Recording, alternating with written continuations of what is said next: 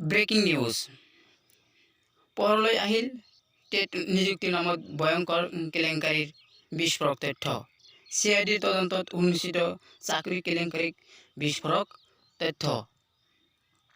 TET শিক্ষক নিযুক্তিত 1.5 কোটি টকাৰ লেনদেন। এই খবৰটো পাই যিমানেই আনন্দিত হৈছোঁ সিমানেই মৰ্মাহত হৈছোঁ, কিয়নো যিবোৰ শিক্ষক তথা কৰ্মচাৰীয়ে ভুৱা চাৰ্টিফিকেট বা ভুৱা টেট পাছ চাৰ্টিফিকেট লৈ চাকৰি কৰিছে, তেওঁলোকৰ এই অৱস্থা এতিয়া কি হ'ব? তেওঁলোকৰ লাইফটো বা কেৰিয়াৰটো কি হ'ব? তেওঁলোকৰ কেৰিয়াৰ বা লাইফটো এতিয়াই বৰবাদ হৈ যোৱা যেন লাগিছে।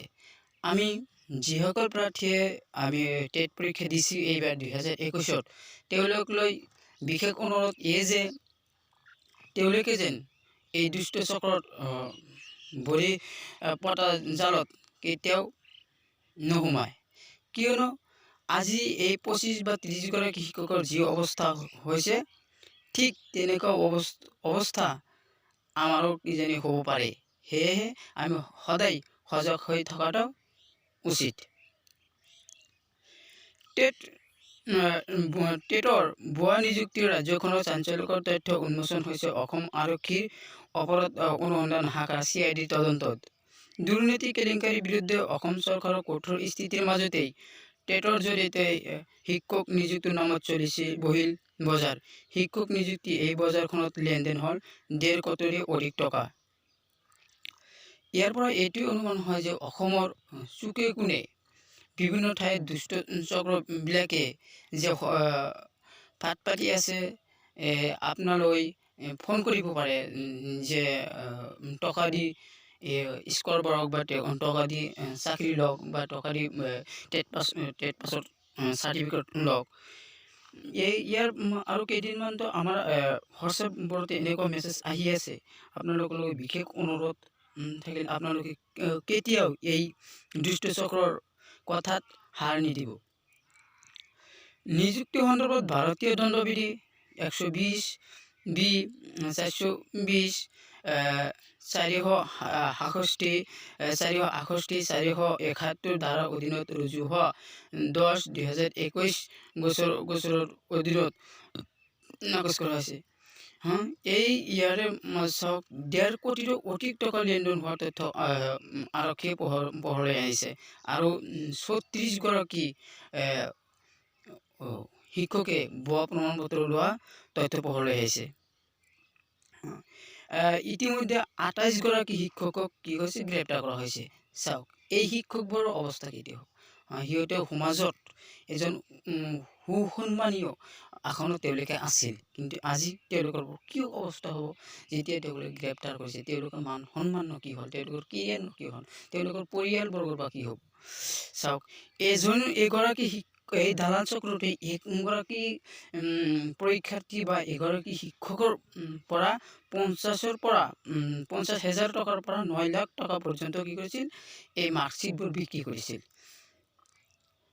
আৰু ইয়াৰ বাবে কি হৈছে? 25 জন ইতিমধ্যে কি কৰা হৈছে? গ্ৰেপ্তাৰ হোৱা যে 28 জন শিক্ষক গ্ৰেপ্তাৰ হৈছে, তাৰ মাজত কি হৈছে? 25 গৰাকী শিক্ষকৰ পৰা 2 পৰা 9 লাখ টকা পৰ্যন্ত মূল্যত টেটৰ ভুৱা প্ৰমাণপত্ৰ বিক্ৰী কৰিছিল জহিৰুল ইছলামে। আৰু এই টকা বিক্ৰী কৰি কি কৰিছে? 1,30 লাখ টকা অকল জহিৰুল ইছলামে সংগ্ৰহ কৰিছিল। চাইছে, এনেকুৱা দুষ্ট চক্ৰ আছে আমাৰ অসমত। আৰু এই সঠিক সময়ত যে অসম আৰক্ষী তথা অসম চৰকাৰে যে কঠোৰ স্থিতি লৈ এই দুষ্ট চক্ৰবিলাক যে পোহৰলৈ আনিছে, ইয়াৰ বাবে অসম চৰকাৰ তথা আৰক্ষীক ধন্যবাদ জ্ঞাপন কৰিছোঁ। আৰু চাওক ইয়াৰে কি কৈছে? এজন দীপক ৰয় নামৰ এজন গাড়ী চালক, তেওঁ কি কৰিছে? 6 গৰাকী প্ৰাৰ্থীৰ পৰা 15,85,000 টকা লৈছে।